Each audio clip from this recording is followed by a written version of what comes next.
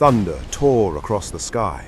Rain slammed against the stained glass windows of Halvern Keep as servants ran through the corridors in panic. Inside the grand hall, candles trembled. A woman's voice broke the silence. You summoned the entire court, only to shame me? At the far end of the chamber, Duke Theodric Halvern stood beside a younger woman whose hand rested proudly on her swollen belly. His eyes were cold enough to freeze blood. I summoned them to witness the future of this house. Gasps rose around the hall. Odette's fingers shook. I am your wife. You were my wife. The room went still. The pregnant woman smiled faintly. My lord, shall I sit in her chair now, or after she leaves? Odette turned pale. After all I gave you, after every child, after every prayer. Theodric stepped forward, voice like steel. You gave me daughters. Silence crashed harder than thunder. And she carries me a son. The crowd erupted in whispers. Odette staggered back as though struck. You cast me aside for a promise? No, for an heir. He tore the wedding ring from his finger and dropped it on the marble floor. The sound echoed through the hall. By sunrise, you and your shame will be gone from my estate forever. Odette's eyes filled with tears, but her voice did not break. Then hear me well, Duke. The day you beg for what you threw away, even God may not open my door. Thunder exploded, and deep beneath her trembling hand, 2 unborn sons waited in silence. What happens when a proud man destroys the only woman who truly loved him? Stay with us till the end, and if stories of betrayal, revenge, and justice move you, please like, subscribe, and join us for more unforgettable tales. Lady Odette Renly stood beside the nursery window, fastening the last pearl button on her youngest daughter's coat, while the child complained about the cold. Outside, mist covered the lawns, and the morning bells from the village chapel rolled softly through the gray air. Odette bent, kissed the girl's forehead, and sent her toward the governess with a gentle smile that faded the moment the door closed. Her days always began with care for others. Before breakfast was served, she had already reviewed the kitchen accounts, instructed the housekeeper on linens for the west wing, written replies to 3 invitations, chosen flowers for the dining room, and sent broth to an elderly gardener too proud to admit illness. Servants respected her because she remembered names, birthdays, and griefs. If a maid cried, Odette noticed. If a footman limped, Odette asked why. When she first married Duke Theodric Halvern, she believed kindness would make a home warmer than stone walls ever could. In the early years, he had not been cruel. Reserved, yes, proud, certainly. But he had once thanked her for bringing light into rooms he never knew were dark. He had ridden beside her through spring fields, placed shawls over her shoulders when evening winds rose, and listened when she spoke. Those memories now felt like letters written in fading ink. At breakfast, silver covers were lifted from dishes of kedgeree, buttered toast, poached eggs, grilled tomatoes, smoked kippers, and preserves from last summer's berries. The Duke entered late, already dressed for riding. He kissed neither wife nor child. He took coffee, read correspondence, and asked only whether the stablemaster had returned. Our middle daughter has a fever. Send for the physician. She asked if you might visit before lessons. She will recover without ceremony. He folded the letter and rose. Odette watched him leave with untouched toast still warm on his plate. Such moments had become common after the birth of each daughter. With the first child, disappointment was hidden behind strained smiles. With the second, silence lengthened at table. By the third, he no longer pretended joy. He congratulated the doctor, tipped the nurses, and did not enter Odette's chamber until 2 days later. Society did the rest. At dinners, noblemen spoke loudly of sons learning estate maps before they could read. Older ladies discussed family lines as if women were fields meant only to yield crops. One bishop, red-faced from port wine, had once said in Theodric's hearing that great houses fell not from war, but from empty cradles. Odette remembered how tightly her husband's jaw set. From then on, he counted everything: birth years, inheritance laws, distant male cousins, rumors of rival houses gaining strength. His pride turned worry into bitterness, and bitterness into blame. That afternoon, she prepared for a hunting luncheon attended by neighboring families. Platters of roast pheasant, pigeon pie, seed bread, cress salad, apple tart, and spiced wine were arranged in the gallery. Odette moved through the room checking details, while laughter drifted in from arriving guests. She entered later on her husband's arm, elegant in pale blue silk, chin lifted, though she felt the familiar scrutiny. "Still no boy?" whispered Lady Marrow to another woman who did not whisper low enough. "A pity," came the reply. "She is lovely, but beauty cannot inherit land." Odette kept smiling. Across the room, Lord Cassian Halvern approached with easy charm and polished manners. He bowed over her hand and praised the luncheon, then turned to the Duke with brotherly warmth. "You host magnificently, cousin," said Cassian, "yet a house this grand deserves a young master racing through its halls." Theodric's face hardened slightly. Cassian lowered his voice just enough for it to seem private. "Forgive me, I only worry. Men notice these things. Weakness invites opportunists." Odette caught the words and the satisfaction hidden beneath them. Cassian was always pleasant to her face. He complimented her gardens, brought sweets for the girls, offered help whenever asked. Yet whenever he left a room, the air felt dirtier. In the months that followed, Theodric changed further. He stayed longer in London, shorter at family supper, sharper with servants. He criticized small matters he once ignored: the placement of candles, the starch in collars, the noise of children's laughter in corridors. One evening, she found him alone in the library, staring at portraits of dead Halverns. "You scarcely sleep. I think. Then think with me, not against me." Can you give me what I need? Pain moved through her like cold water. "I have given you loyalty."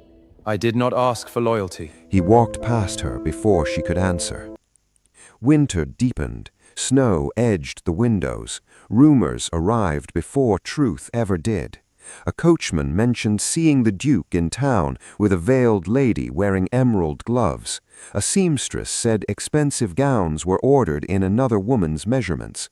2 maids swore they heard laughter in the east corridor after midnight. Odette dismissed gossip aloud, though dread had already taken root. Then, on a Thursday morning, while reviewing menus for the week, the butler entered carrying a cream envelope sealed with the Halvern crest. "His Grace requests preparations for a grand dinner tomorrow evening," he said carefully. "How many guests?" 42, my lady." She nodded. "Very well. I shall begin at once." The old man hesitated. "My lady," his eyes dropped, "your name was not included among those to be seated." By dusk, Halvern House glowed like a palace prepared for triumph. Every window blazed with candlelight. Servants moved swiftly through corridors, carrying silver trays, crystal decanters, folded napkins, and steaming dishes from the kitchens below. The scent of roasted lamb, buttered asparagus, glazed carrots, mushroom pies, fresh bread, and cinnamon pears drifted through the halls. Musicians tuned their instruments in the drawing room while guests arrived beneath umbrellas and cloaks, their polished shoes wet from the rain. Lady Odette Renly stood in her dressing room, fastening a modest sapphire necklace. She had chosen one of her simpler gowns, deep ivory silk with long sleeves and delicate lace at the collar. If she had not been invited to sit at the table, she would still appear with dignity. No one would say the lady of Halvern House hid from discomfort. Her maid brushed tears away before opening the door. My lady, perhaps His Grace forgot. Men forget anniversaries. They do not forget 42 guests. When she entered the great hall, conversation softened. Faces turned. Some offered polite nods. Others quickly looked away. The long dining table glittered beneath chandeliers.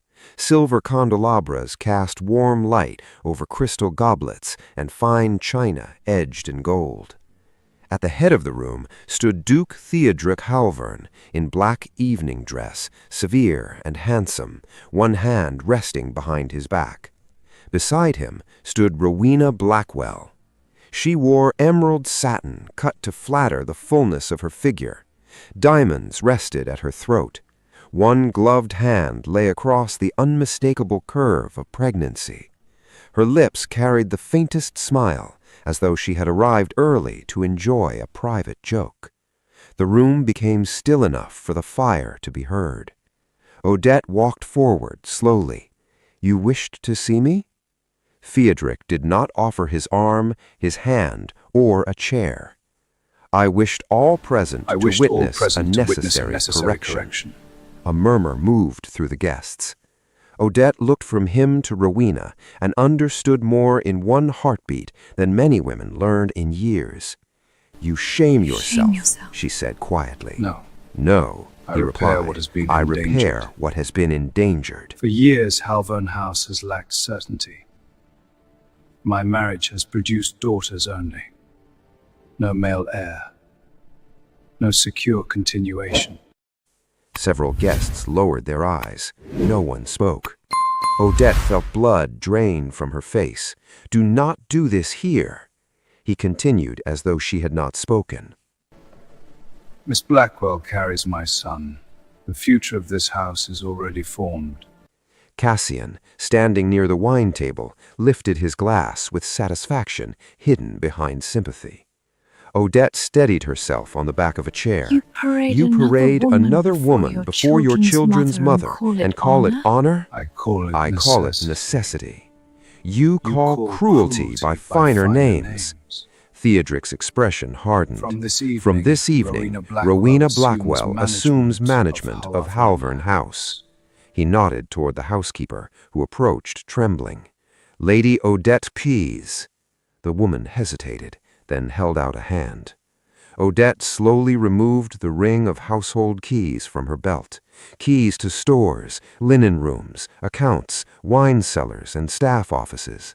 Symbols of years of labor and trust. She placed them one by one. Theodric was not finished. "Her chambers are to be prepared for Miss Blackwell." Rowena's smile deepened. "Her jewels belonging to Halvern are to remain with the estate." Odette touched the sapphire necklace at her throat and unclasped it herself.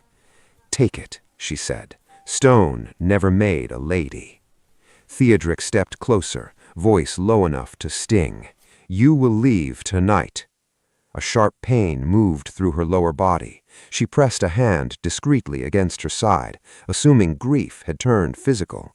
"And where shall I go?" "That no longer concerns me." She looked around the room. Men who praised her dinners stared at their plates. Women who borrowed her cooks studied candle flames. No one would risk offending a duke. Odette lifted her chin. Then let it be remembered that when power was tested, it hid behind silence. Rowena moved gracefully to the head chair and sat in Odette's place before the servants had even removed the previous napkin. She smoothed the tablecloth and asked for wine. The insult was so complete it almost freed her from pain. A small leather bag containing a cloak, gloves, and a few plain garments was brought to her. Nothing more. Rain battered the front doors as they opened. Cold wind rushed inside. No escort came forward. Odette turned once to look at the man she had served, defended, and loved. He had already taken his seat beside Rowena.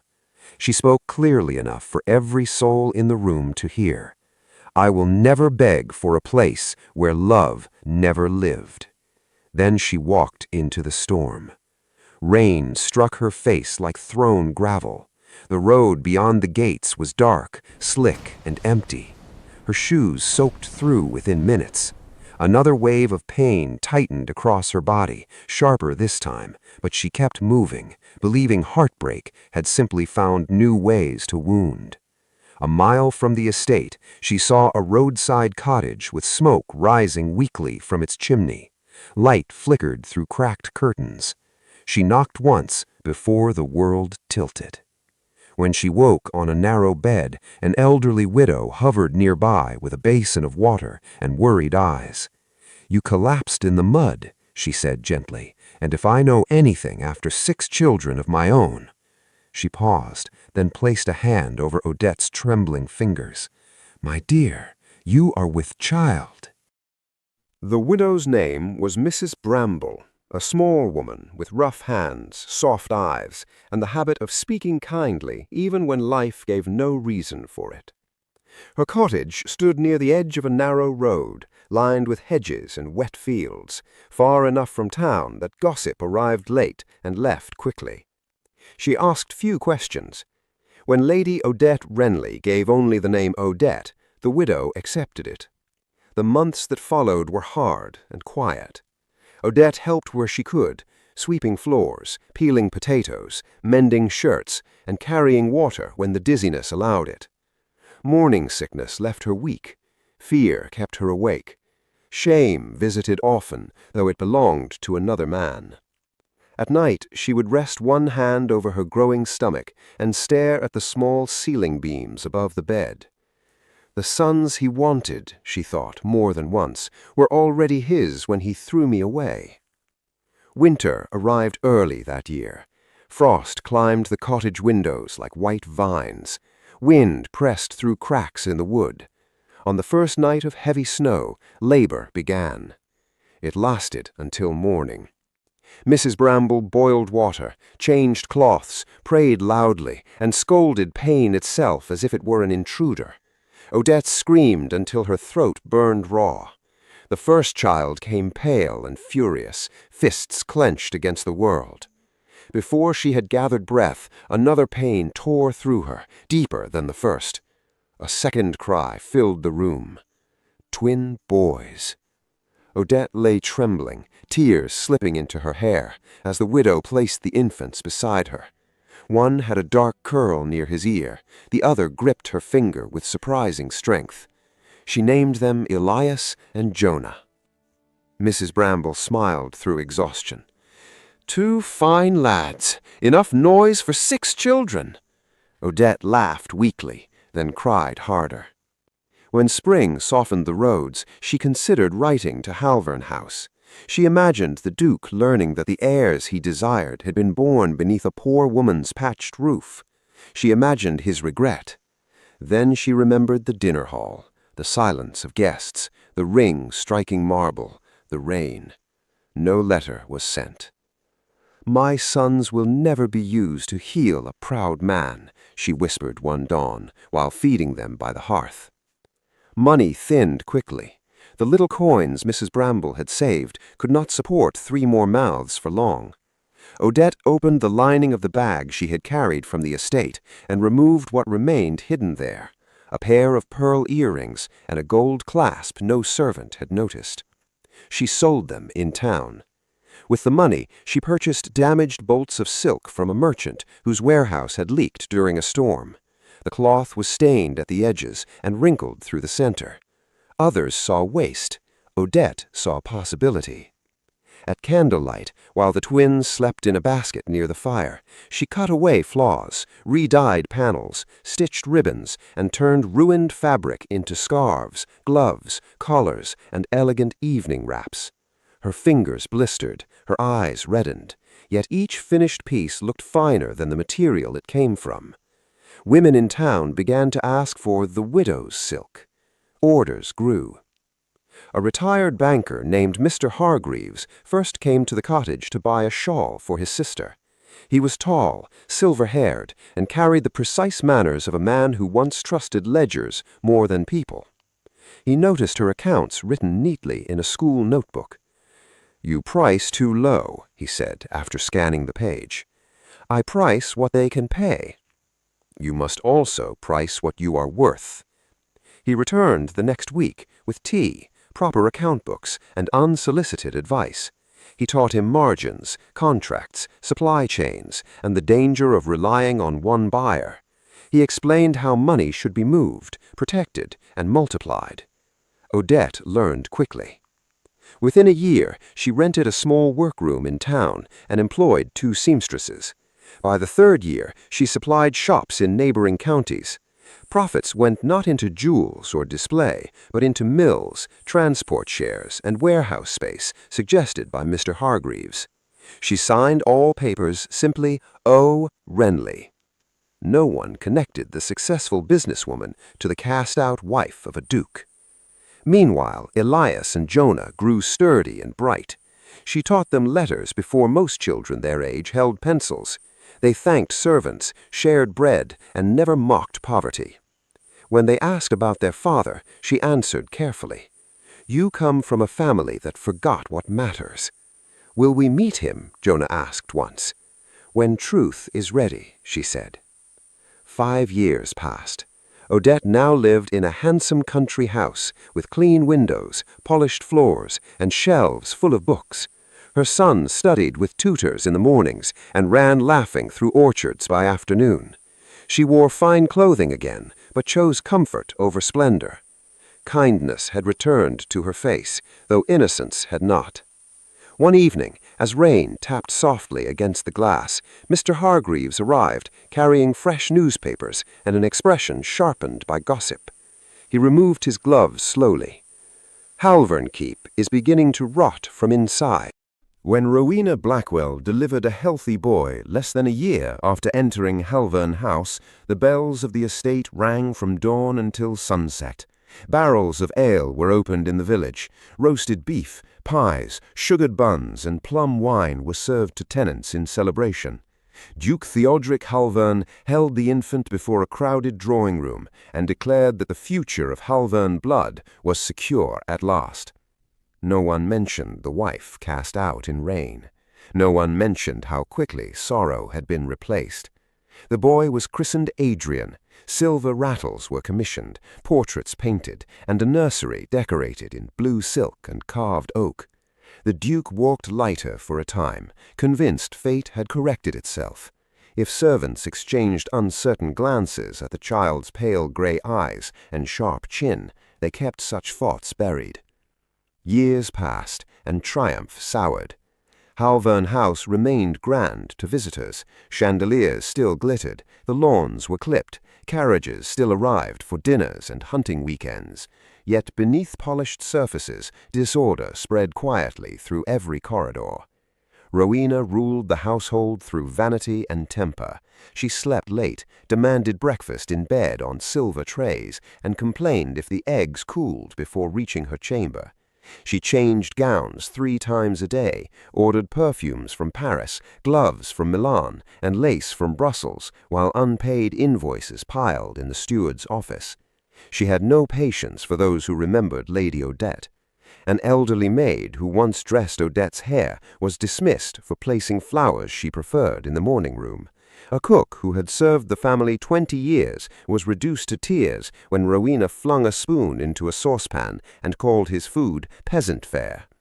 2 footmen were sent away merely for bowing too warmly to a portrait of the former lady. The old portraits themselves began disappearing. One was moved to a dusty attic, another was sold quietly through an art dealer. When the housekeeper protested that it belonged to the Halvern line, Rowena smiled. "Then let the Halvern line buy it back." Young Adrian grew in the image of indulgence. At 5, he struck servants with riding crops cut to his size. At 6, he demanded sweet pastries before breakfast and threw them if not sugared enough. The Duke corrected him lightly, then excused the behavior as spirit. A future master must be strong, he said. Yet even he began to notice changes he could not dismiss. Wine cellars emptied faster than gatherings required. Repair funds vanished, though roofs leaked in the west wing. Tenant complaints increased. Ledgers no longer balanced cleanly. Whenever questions arose, Lord Cassian Halvern stepped forward with calm explanations. A delayed shipment, cousin, storm damage in the North Fields, a dishonest clerk already dismissed.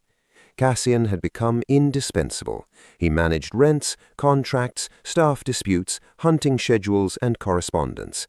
He soothed the Duke's temper, praised Adrian's progress, and gently suggested Rowena's extravagance was merely the harmless taste of a spirited woman. Theodoric accepted what spared him discomfort. He did not see the glances shared across supper tables when Rowena and Cassian believed him distracted. He did not question why Cassian entered private corridors after midnight. He did not ask why Rowena's laughter often ceased the moment he entered a room.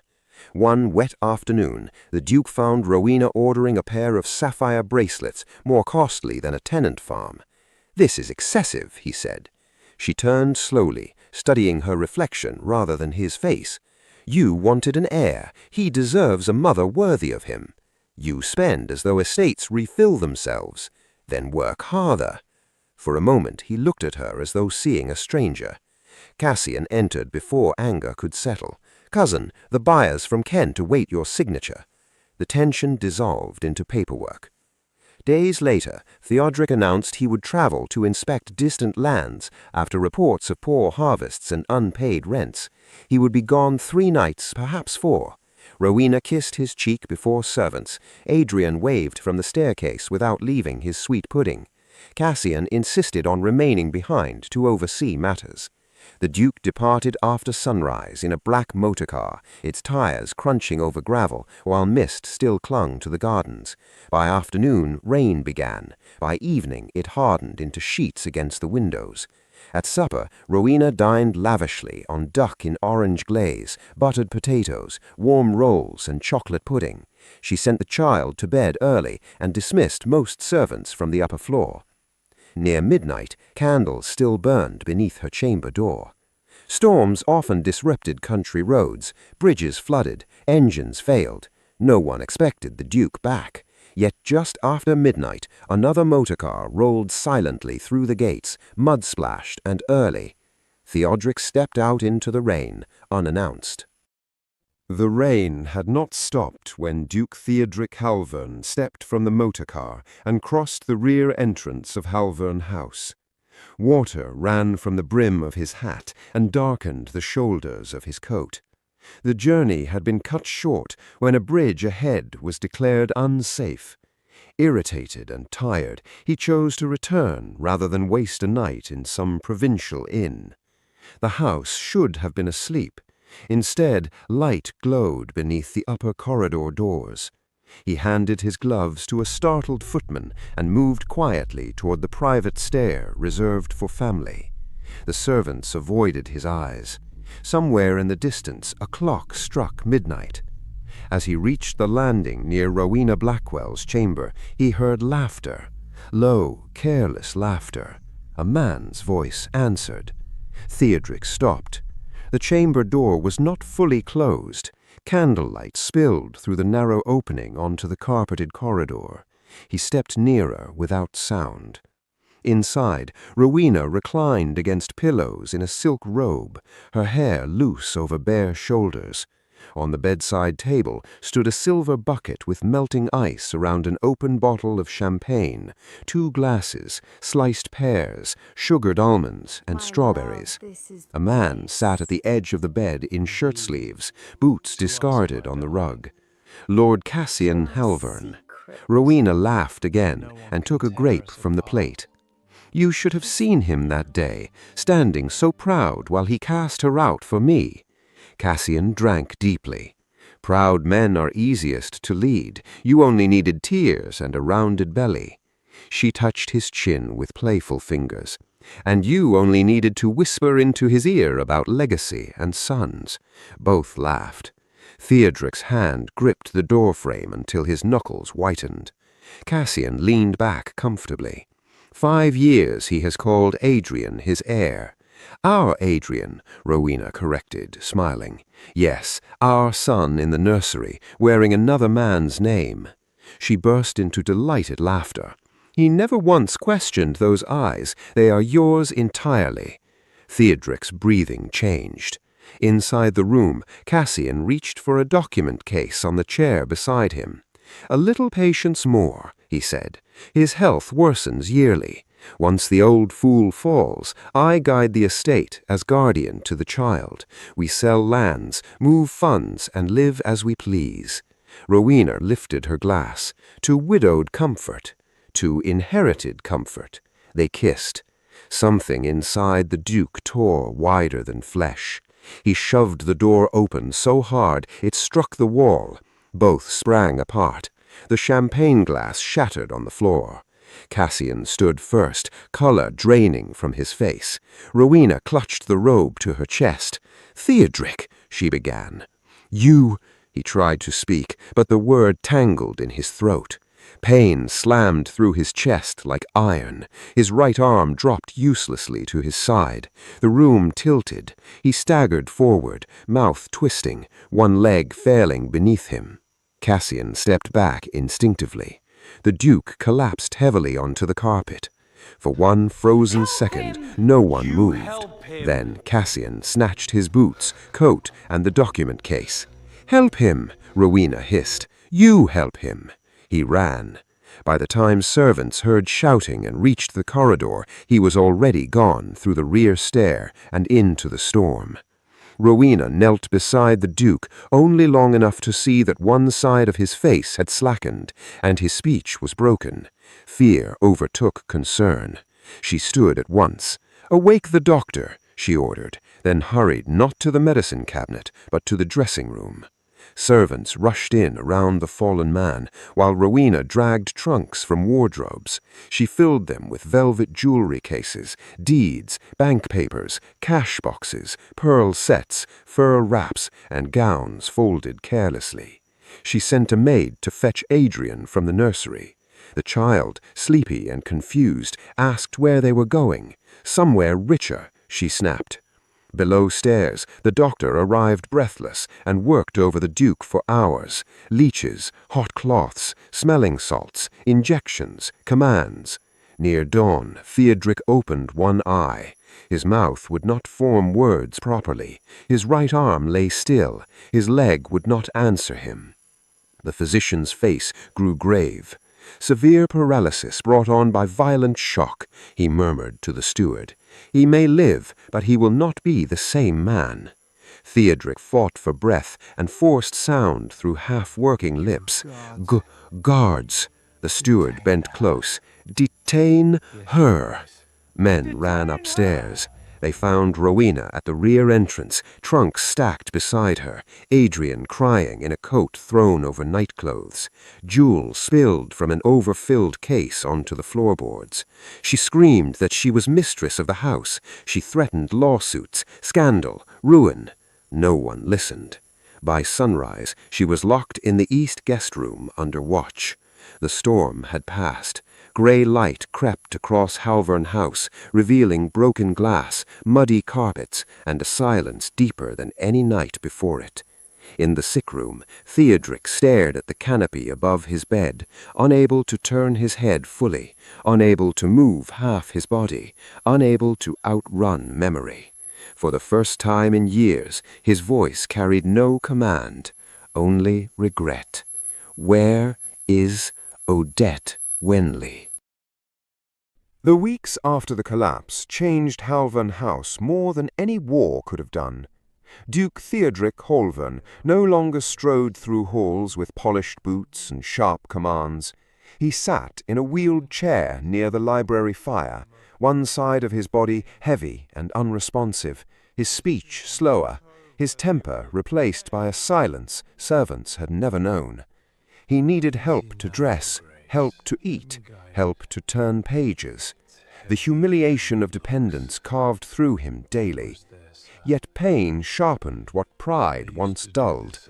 Ledgers were brought to him, receipts, deeds, jewelry inventories, letters, household accounts, rental books, and dismissed complaints he had never bothered to read.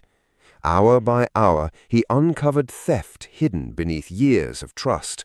Payments to false suppliers, land sold below value, family silver missing, funds moved through names tied to Lord Cassian Halvan. Cassian had vanished completely. Searches were ordered in London, Liverpool, and the ports. Nothing returned but rumours of a gentleman travelling under another name. Rowena Blackwell was brought before the household in the morning room, where she once gave commands from velvet chairs. Now she stood in plain clothes, pale with fury, while clerks listed seized property on long sheets of paper. Jewels purchased with estate funds were taken, cash boxes emptied, imported gowns packed away. Her allowance ended before witnesses. Young Adrian was formally removed from succession records. The family solicitor read the declaration aloud while senior staff stood present. Rowena spat insults until her voice cracked. When she was driven from the gates with only personal clothing and a modest sum, no servant wept. The house seemed to breathe easier after she left. Still, none of it brought peace. One rainy afternoon, while reviewing old medical correspondence, the Duke found a physician's note dated the week after Odette's exile. It referred to symptoms likely of early pregnancy, reported by a village widow who had sought advice for a gentlewoman refusing to name herself. His hand shook. More records followed, dates of missed courses, noted discreetly by a former maid, a purchase of infant cloth in a northern village months later, a parish baptism entry listing twin boys born to O. Renly. The room blurred before him. He demanded witnesses. Mrs. Bramble, older now but sharp-eyed, was brought under escort. She recognized him at once and did not curtsy. She was carrying your children when you cast her into the storm.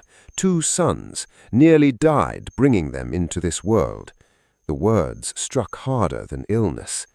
Merchants then spoke of a prosperous northern lady with twin boys who bore the Halvan eyes, the Halvan brow, the Halvan stubborn chin. Tutors praised their manners, tenants admired their kindness, investors respected their mother. The Duke sent for portraits of his own father and grandfather. He stared from those painted faces to the descriptions given. There was no doubt left. He had destroyed the one woman loyal to him and thrown away the heirs he worshipped in theory. That night he dismissed everyone. The fire burned low. Rain tapped the windows. Servants outside the library heard sounds no one thought possible from such a man. Sobbing. Not elegant tears, but broken, choking grief dragged from a chest too full of regret. By morning his eyes were swollen and his jaw set. "Prepare the carriage," he ordered. The physician protested at once. "Travel may worsen your condition. The roads are rough, the weather cold. Prepare it." Blankets were packed, hot bricks wrapped for his feet, tonics loaded beside documents, and a velvet case containing the Halvan signet ring. The journey north took long hours over wet roads and fields washed silver by mist. He said little, staring through the carriage glass at farms, villages, and hedgerows, passing like years he could not reclaim. At last the driver slowed before wrought iron gates taller than a man. Beyond them stood not a cottage, not hardship, not ruin, but a grand manor of pale stone, with glasshouses, trimmed gardens, fountains, and rows of workers unloading bales of silk under the crest, Renly House. The iron gates of Renly House opened without hurry. Duke Theodoric Halvan sat stiffly inside the carriage, gloved hands trembling against the blanket across his knees. He had prepared himself to see struggle, perhaps modest comfort, perhaps resentment sharpened by poverty. He was prepared for none of what stood beyond.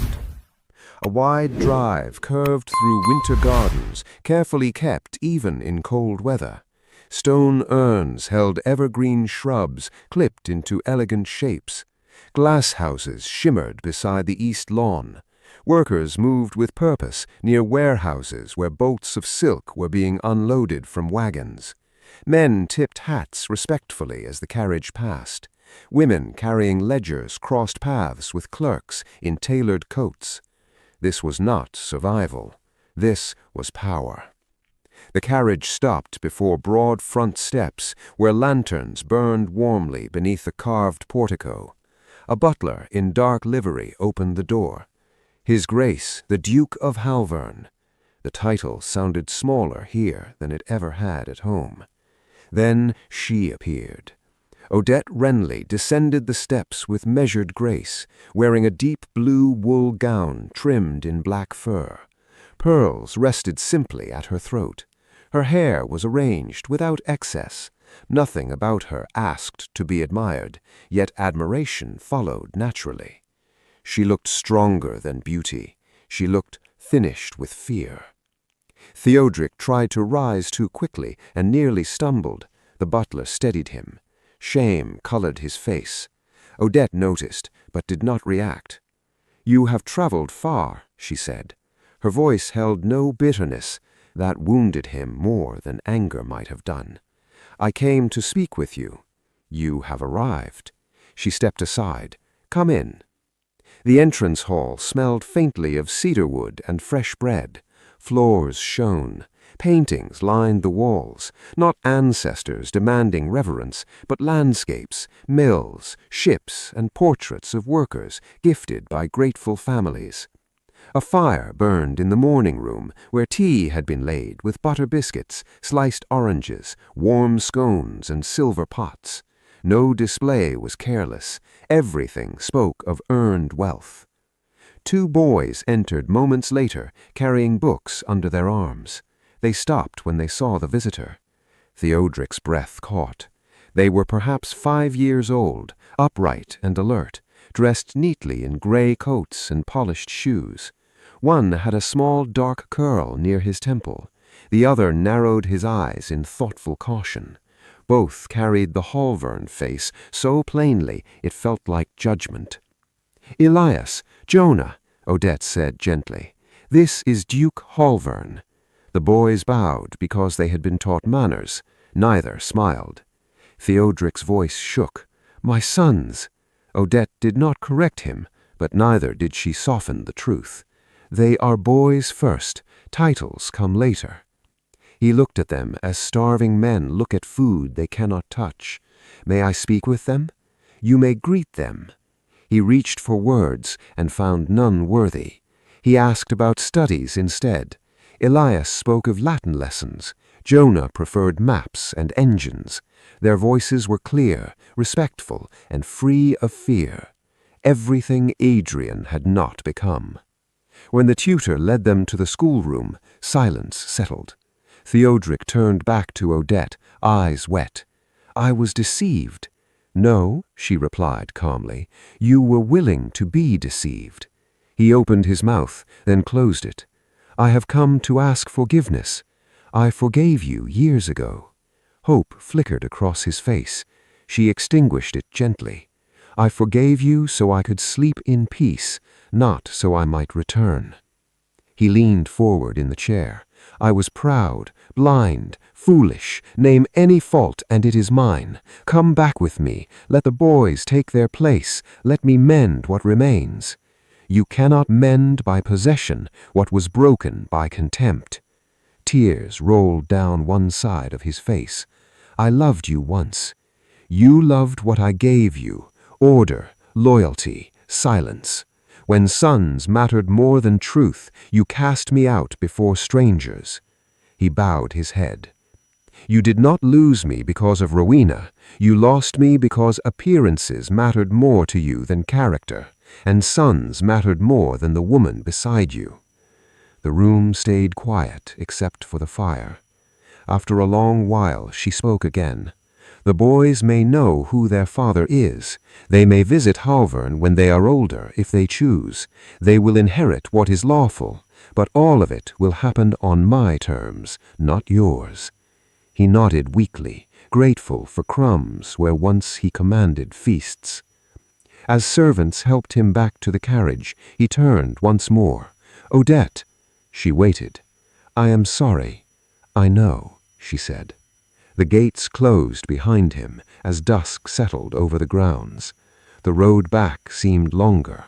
When he reached Halvern House, no lamps had been lit in the front windows, no laughter waited in the halls, no one watched for his return.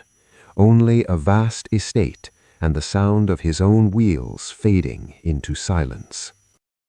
Duke Theodric Halvern asked for the family solicitor, the steward, and every household ledger to be brought to the library. Rain touched the windows, while coal fires burned low and steady. He signed papers slowly with his left hand, each signature less elegant than the last. His will was rewritten in full. The greater estate, lands, investments, and title revenues would pass to Elias and Jonah in equal measure, held in trust under the guidance of Odette Winley until they came of age. Smaller bequests were left to loyal staff. Nothing remained for flatterers, distant opportunists, or the memory of Rowena. When business ended, he gave another order. Bring back her portraits. Dust-covered paintings were carried down from attics and storage rooms. One by one, images of Odette returned to the hall she once brightened. In one, she stood in garden sunlight, holding roses. In another, she sat beside a piano, eyes calm and hopeful. Servants hung them in silence.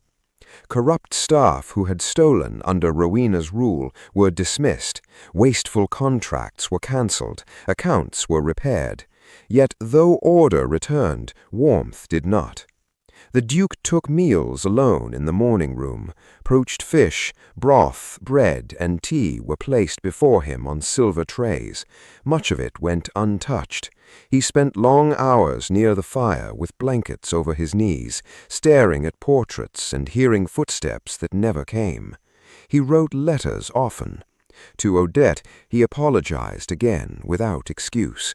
To Elias and Jonah he enclosed books, maps, and small mechanical puzzles. Replies arrived neatly written, always courteous. "Thank you for the atlas. We have begun learning rivers. Mother says proper gratitude matters. We hope your health improves." No letter ever asked when he would visit. At Renly House, life moved forward without bitterness. Odette expanded her silk mills into 3 counties. Looms clattered from dawn until evening. Women once trapped in poverty earned fair wages beneath clean roofs. Her sons studied history, languages, engineering, and estate management. They were taught firmness without cruelty, confidence without arrogance. When asked about their father, she answered truthfully, but never poisoned their hearts. 2 winters later, snow settled over Grand Halvern grounds in a white hush. The Duke's breathing had grown weaker for weeks. One night, after servants banked the fire and withdrew, he lay beneath heavy blankets in the great chamber that once felt like power itself. No wife held his hand, no child waited nearby. No laughter traveled the corridor. Only the ticking clock, the fading fire, and silence. By dawn, he was gone. At the reading of the will, drawing rooms across the county erupted in astonishment. Noble families who once praised his choice now whispered over teacups and newspapers. Everything had passed to the twin boys of the wife he had cast out. Months later, Odette walked through one of her largest mills, while sunlight poured through high windows onto rows of shining silk. Workers greeted her warmly. Elias and Jonah walked beside her, taller now, carrying ledgers and plans for expansion. Far from Halvern, where silence once followed their absence, the daughters of Odette Renly grew into women of quiet strength and sharp minds. They had been dismissed as disappointments by Duke Theodric Halvern, yet they carried everything he had failed to recognize: discipline, intelligence, and dignity. The eldest studied law and estate governance, ensuring every contract under Renly Holdings was just and fair. The second turned toward medicine, tending to workers and families with steady hands and a kinder vision of power.